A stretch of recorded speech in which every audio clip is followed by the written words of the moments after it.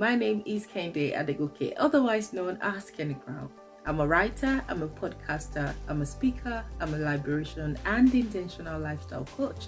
And you are welcome to Monday Motivation. And on this platform, we motivate, we inspire you from just living into intentional living, liberating you from the old ways into living intentionally. So what do we have to speak about today? So today we will be speaking about fortitude. So when you hear the word fortitude, what do you think it is? Do you think that it is only used for when people lose their loved ones and you just want to say a word of prayer to them, or you want to encourage them and you say, may the Lord grant you fortitude to bear your loss? Do you know that the word fortitude is much more deeper than that and could be applied in a positive way as well? So let us take into consideration, what do I mean by that, or what meaning do I want to give to fortitude? Considering mental fortitude, it is the ability to focus on or provide solution in a place of uncertainty and adversity. So what does this simply mean? It means that if you are going through any uncertainty at your place of work or in your business or in your day-to-day life, one of those things that you need is that fortitude, because it is that source of strength to execute or face your fears.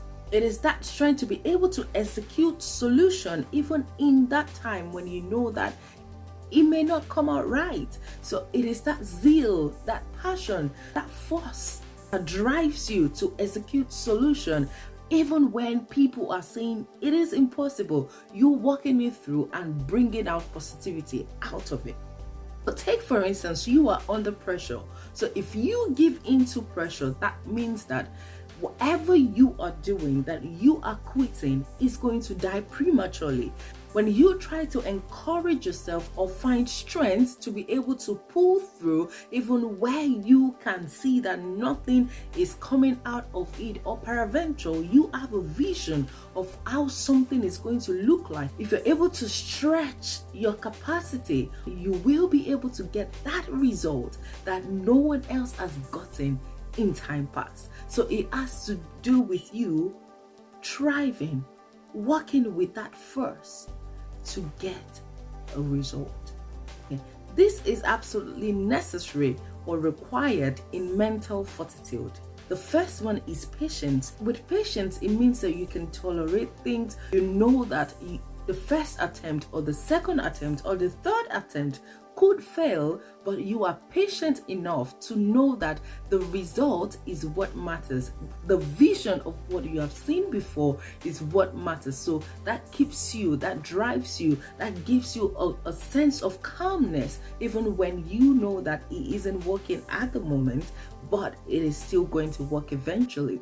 And the second one is creativity. So for you to get something different from what other people are getting, or for you to use a mental fortitude, it means that you have to be creative in your own space, meaning that you don't have to photocopy what other people are doing. You map out your own plans and how you want to go about it so that you can get that result that you need.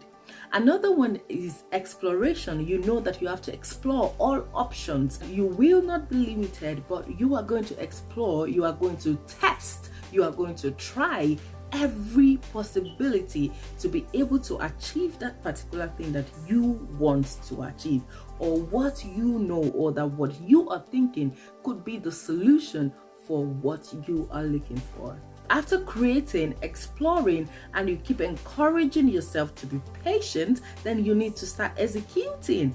Execution is the action stage of what you are trying to do, which means that is when you start trying it out, and that is when your patience is going to come in. So if you don't get it the first time, it is fine. It is absolutely okay. Then you can try again the next time. That is the strength, that is the drive. You keep going. You follow the force, you follow the vision that you have had regarding that thing, and you follow it through. So after all this, you have to be smart and execute well. So take for instance, in all those places that you have been challenged or you face some challenges or the other, there are holes that has been opened up. That is where you can see that you are still falling short in those areas. Then you give yourself that chance to be able to find things to fill into it. So you failed using plan A. When you are coming with plan B, you look at those places that is empty or that is vacant in plan A, and you begin to find an efficient way to build a plan that will fill up the gaps that was missing in the first stage. The next stage is that we need to be mentally tough. You have to be mentally tough because it is the stability of our procedures that gives us something to count on. So if everything has been happening and you are mentally tough, we will not allow our emotions to get into play.